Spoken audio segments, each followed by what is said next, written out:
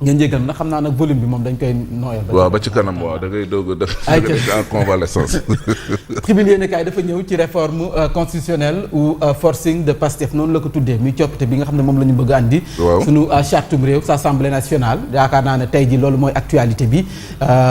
Sen TV Zik FM dina ci amal édition spéciale ci kanam tuuti ak ay kàngam yu nga xam ne dinañ ñëw ci waxtaan wi ci plateau bi mu ngoog réforme boobu nga xam ne moom la ñu bëgg a andi bu dafa mel ni kon nag majorité. Pastefien la ñuy wax wala Diomayen moom Diomayen du kii mais xam naa Pastefien la donc ñoom ci boppam la ñu bëgg moo di tey jii sëgg ci li nga xam ne moom mooy coppite yi waaye nag dafa mel ni président Bassirou Diomaye Faye moom ci boppam noppi na ñi ngi bàyyi ñuy doxal waaye nag moom ci boppam am na lu nga xam ne yoon may na ko muy suspendre assemblée nationale bi pencum ndaw réew mi en attendant décembre mu mën ko tas su ko defee nag mën na sukkandiku ci article 52 ngir mën a gouverner sans pencum ndaw réew ma loolu yoon mën na ko may Mamadou Fofana mu ngi ko doon waxtaanee sànq projet de réforme constitutionnelle nee nañ loolee sera soumis à un référendum et en décembre il va dissoudre l'Assemblée nationale ndax nag ñoom la ñu bëgg moom président Bassirou Diomaye Faye li ñu bëgg moom li mu bëgg moo di ñu jox askan wi kàddu gi référendum laaj leen ndax d'accord ngeen am déet en tout cas ñoom loolu la bëgg décembre dina am nag cette fois-ci mën a am yelleef bu nga xam ne dana ko may mu tas li nga xam ne moom mooy assemblée nationale waaye Y'en a marre ñoom nag nee nañu la taxoon ñu maar ba wàcce woon ci mbedd mi doon yëngal fu mu nekk dafa dikkaat donc nag ñoom it Y'en a marre la ñu woote debout contre des magouilles sur le dos du peuple parti démocratique sénégalais it noonu la ñu taxawee ngir nag condamner doxalinu député yu Pastef yi en tout cas sa assemblée nationale li ñu bëgg doxalee tey jii tribune yéenekaay foofu la génne waa Gëm sa bopp également ñoom it wax nañu ci coppite bi ñu bëgg andi maanaam réforme constitutionnelle bi nee nañ l'Assemblée nationale bi ñu sukkandikoo ci Moussa Niang délégué national à la vie politique bu Gëm sa bopp les jàmbaar nee na pencum ndawi réew mi devient un instrument de pression politique ndax fu mu nekk ni dafa mel ni pencum ndawi réew mi daal ku fa am majorité da nga koy jëf ngir jaay doole en tout cas moom loolu la gis au service d'un rééquilibrage favorable aux stratégies en tout cas de conquête de Sonko ndax dafa jàpp ne Assemblée nationale ña fa am majorité seen bëgg-bëgg du lenn lu dul dooleel ki nga xam ne moom mooy seen leader di Ousmane Sonko ndax à défaut d'un premier ministre hyper fort ni ko président doon sàkko ñoom ñu am benn président assemblée nationale boo xam ne extra hyper super fort en tout cas loolu la Moussa Niang di ñaawlu moom jiital Gëm sa bopp actualité bi ba tey ci tribune yéenekaay ndax dafa jël lu bari Dibkor Faye lay wuyoo mi ngi recadrer Alioune Ndoye et ses alliés le parti socialiste prendra ses responsabilités ndax parti socialiste ñëpp gis nañ ni kon coow li bari woon na si parfois ñu amal seen ndaje gis nañ ni ñuy amalee ndaje yi parfois siège ba pour ñu amal fa ndaje sax coow lay doon ñu mujj dem taxuli dem si kër secrétaire général bi moom nag Dibkor Faye borom Fatick nee na le parti socialiste prendra ses responsabilités mi ngi dànkaafu Alioune Ndoye ak ñamu àndal yéenekaay bi daal dina ci dikk bu baax a baax nañ waxtaan te juboo rek waa parti socialiste waaw ay dàqante moom ay dàq ay Alioune Ndoye ay mën na ñàkk non yooyu nañ génn ci yooyu parti moo xam ne nii moom daanaka parti cosaan la waaw te et puis sax politique kenn soustraire nit ñi dañuy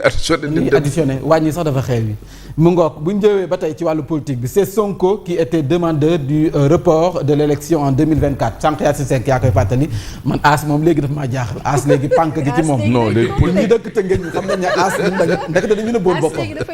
aas dañu nëbboon boppam Abdourahmane Diouf en tout cas fu mu nekk nii moom boo ko oowee ci defante langue politique si wax rek mu defanteex yow mu wuyu si la boo ko oowee ci xam-xam tamit mu wuyu si la moom Abdourahmane Diouf andi na ay révélation si seen ndaje mi nga xam ne woote woon nañ ko ñoom waa coalition Diomaye sa département bu Tëngéej nee na c'est Sonko qui était demandeur du report des élections de l'élection en 2024 kon nag moo sàkkoon ñu kon loolu amoon na élection yi moom am na ñu doon laaj ñu dàq élection yi moom moo ko wax ok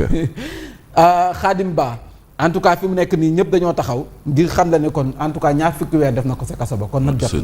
jot nañu bàyyi Khadim Ba mu génne tir groupé du patronat contre le ministre Cheikh Diba en tout cas ñoom ci boppam dañoo gis ne foofu mu nekk du place am FMI ba tey njaw mu ngi wéy di desu xam bin ndax nag FMI dette cachée bi moo leen jaaxaloon ba ñu doon maanaam dëpp dippi nguurug Sénégal fu mu nekk coowal dette cachée bi dafa mel ne gas nañu ko daal di koy suul nee nañu nag il faut ñu def beneen audit xool ngir ñoom laata seen koppar di dugg l'institution financière doutera donc tel du cabinet d'audit Forvait Mazars en tout cas mi ngi noonu yéenekaay bi daal na ci dikk réew mi quotidien dafa dikk ci li nga xam ne mooy xeeñ tey jii ci réew mi mu di Pastef ak coalition Diomaye ñoo jàkkaarloo ñoom nag duel de chapelle la ñu ko tuddee constitutionnel mi ngi joxoñ baaraam Ousmane Sonko wax ay ñoñam nee na la ñu bëgg moo di fexe ba néewal doole président de la République président Bassirou Diomaye Faye ngir nag nguur gi waa Pastef nee nañu nag li ñuy def amul benn jalgati en tout cas révision constitutionnelle bi ñoom dinañ ko def te du am benn intimidation wala dara luy tax ñu dellu ginnaaw yaanaamaa nag la ñu bëgg moo di ab référendum askan wi jël kàddu gi les échos yéenekaay nee na tey ji la ñuy def examen de la proposition de loi jëm ci révision de la constitution les échos nee na vers un 23 juin bis yàlla nañu si yàlla musal la solution entre les mains de l'exécutif li ci des koy kon nag mooy président Bassirou Diomaye Faye ndax nag kàddu gu mujj gi moom moo ko amee te moom kàddu gu mujj gi jox na ko askan wi la mu bëgg moo di référendum ngir askan wi joxe seen xalaat toute l'opposition et la société appellent à une mobilisation tey nag muy opposition bi ñoom gis nga les sociétés civiles ñoom ñëpp mobilisation la ñu woote sa buntu pencum ndawi réew ma en tout cas lu mu ci manti doon ñu ngi xippi suñuy gët di xool lundi de tous les dangers la ko Walf Quotidien daal di tuddee proposition de révision de la constitution altine tey ji daal en tout cas altine ji xeeñul neex benn yoon dinañ ci dikkaat l'opposition appelle à manifester devant l'Assemblée nationale waa Pastef dellu ñu ginnaaw ndax nee nañu loolu dawul seen yaram benn yoon vidéo bi moom après il faut ñu jàllale ko parce que lii dafa jéggi dayoo ay nit yi dugg ci kër jàmbur mel ni dañu leen 15 yónni personnes xoolal mat nañ xoolal ñi dugg ci kër jàmbur mel ni dañu leen yónni te pa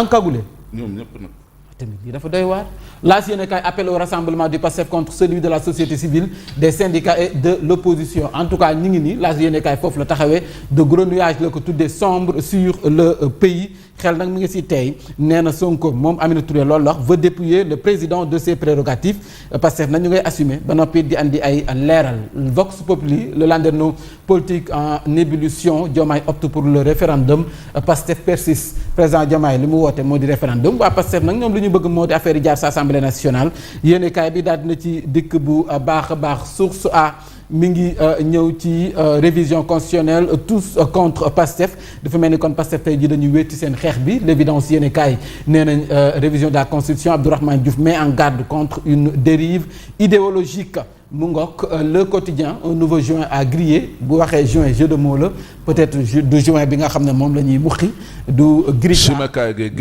mais tey d'accord ma ak seen calembour mais weeru juin ah tey d'accord ma ko tey un nouveau juin à donc kii bi quoi expression bi dafa xaw juin à griller waaw dafa xaw a kii dafa xaw a gauche